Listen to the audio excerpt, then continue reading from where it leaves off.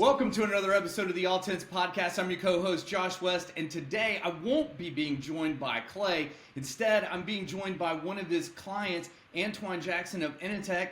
Antwine, welcome to the pod. Thank you for having me. It's so great to have you on.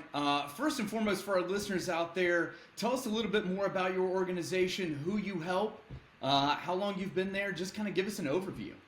Yeah, so I am the president and founder of Enitech. We are a managed service provider. We provide outsourced IT support and cybersecurity services to small and medium-sized businesses throughout the country.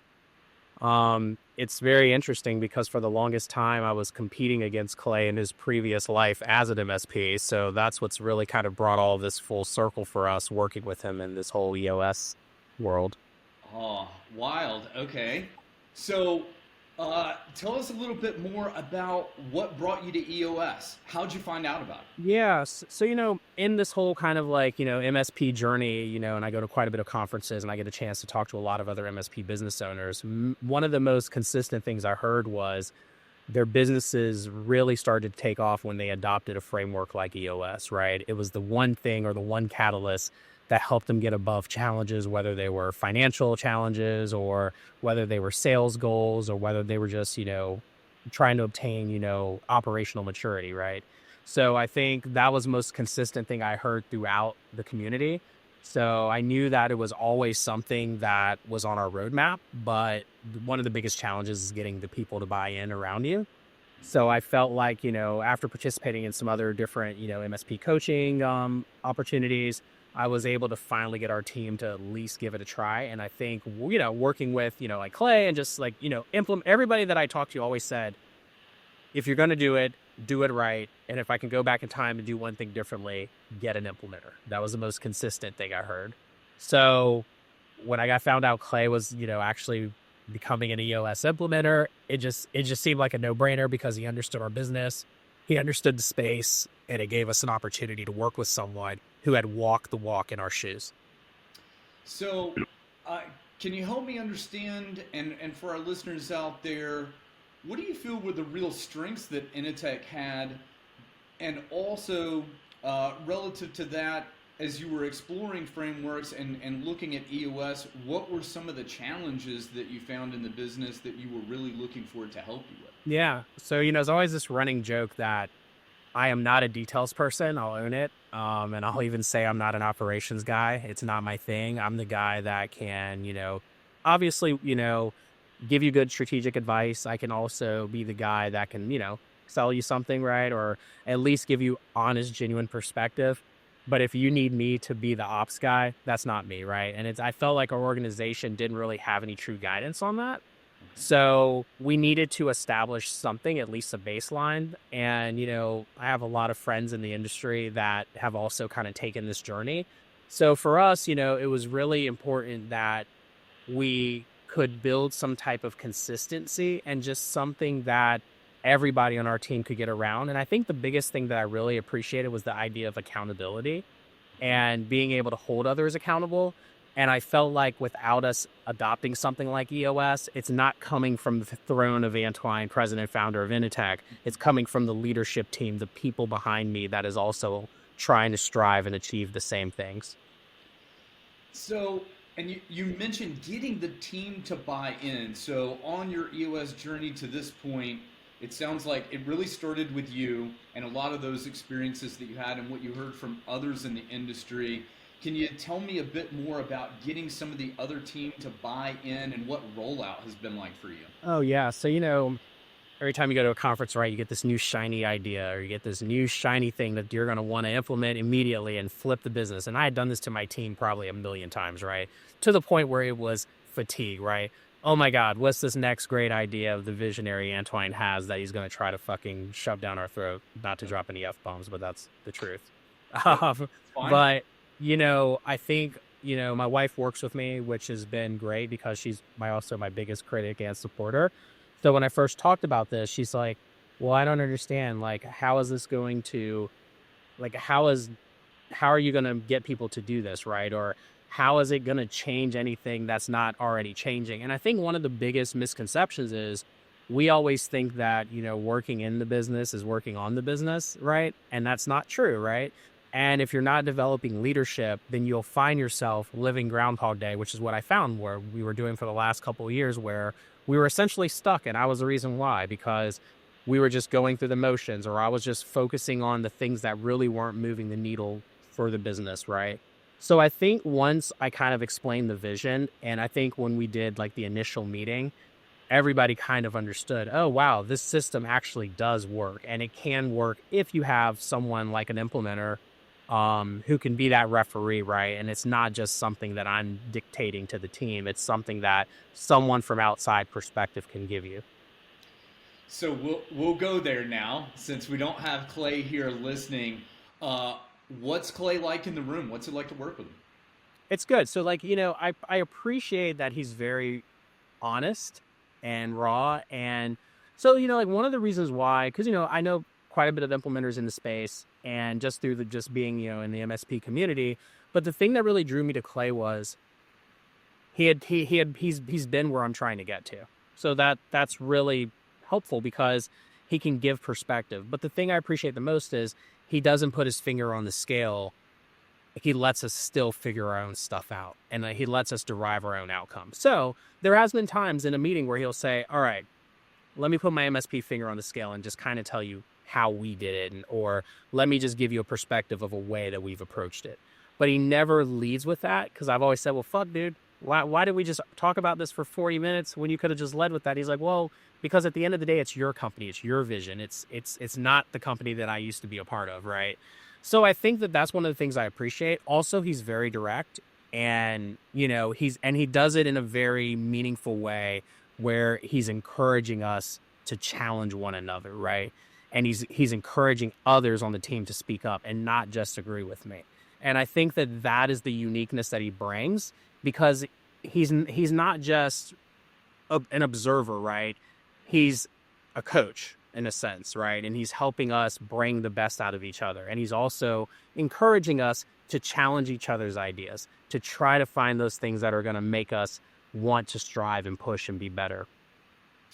So as you think back through some of the sessions with Clay, can you get into a little bit more of the detail of some of those examples?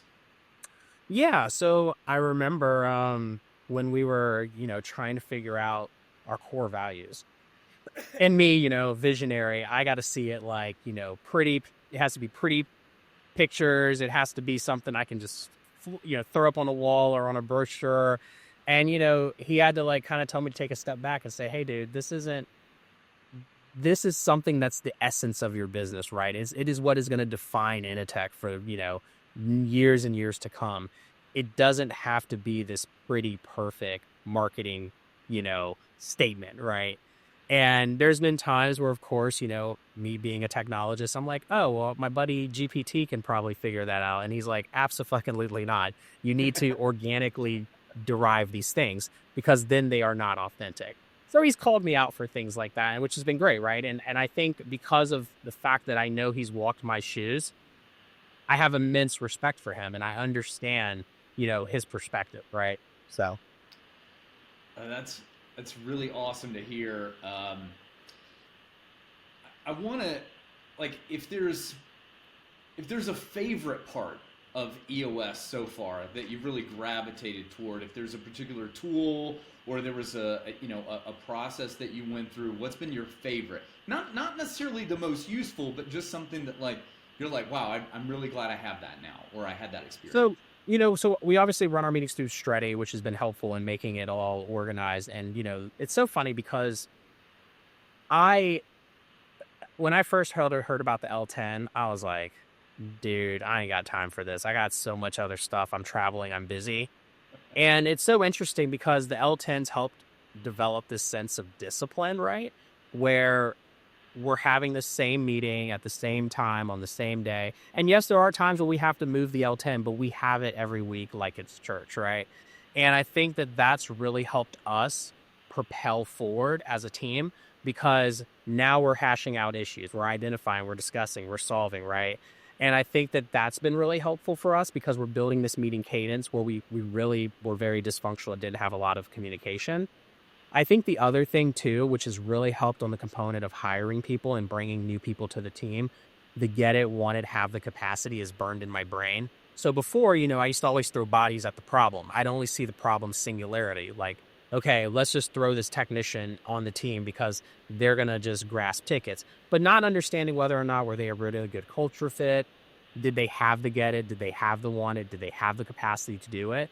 And now that we use those three things, we just hired a professional services person and we literally followed that format, and it made the interview process so much more meaningful and authentic. And it made the weed out process so much easier. I'll also say the accountability chart, right? For the last decade, I've been trying to build out an org chart. Couldn't do it. Couldn't tell you what it was. And the accountability chart really kind of changed the perspective, because instead of just throwing people on, a diagram, now you actually understand the roles of the people and why and what they're accountable for, right? And I think that has really helped us push forward.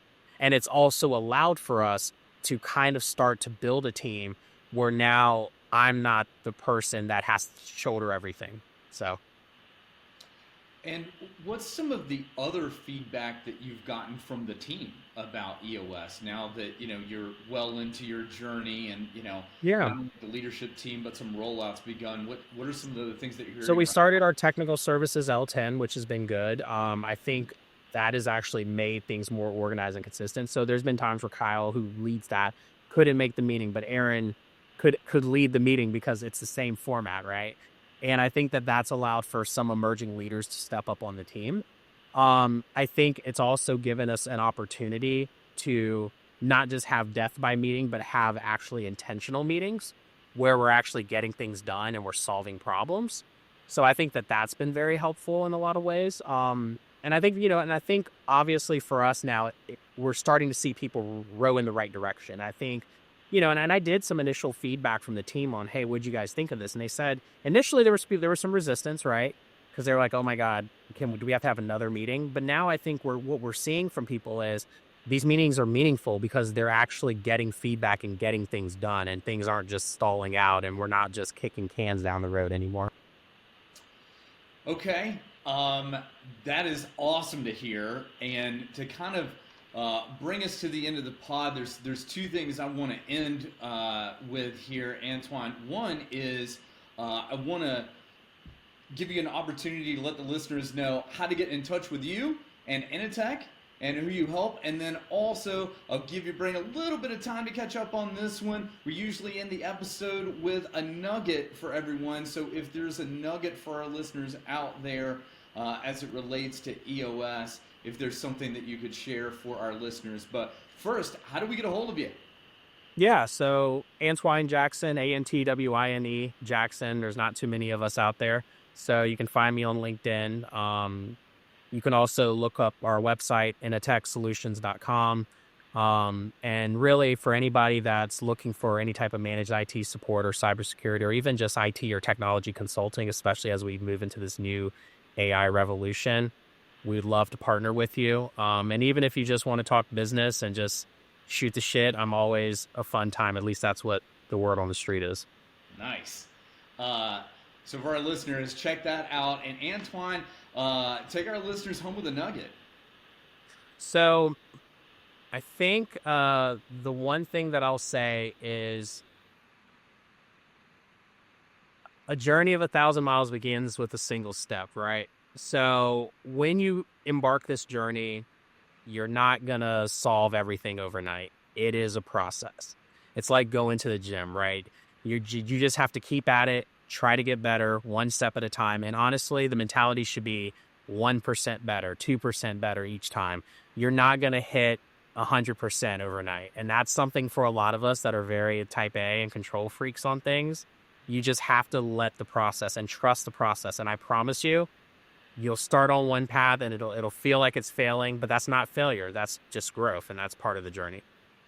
Love it. Love it. Progress over perfection. Well, that'll do it for this pod. Thank you so much for joining us. Yeah. For our listeners, if you need IT services, reach out to them. Thanks for joining us. Like, share, subscribe. We want to hear from you in the comments. And We'll see you next time. Thanks, Antwine. Awesome. Take it easy.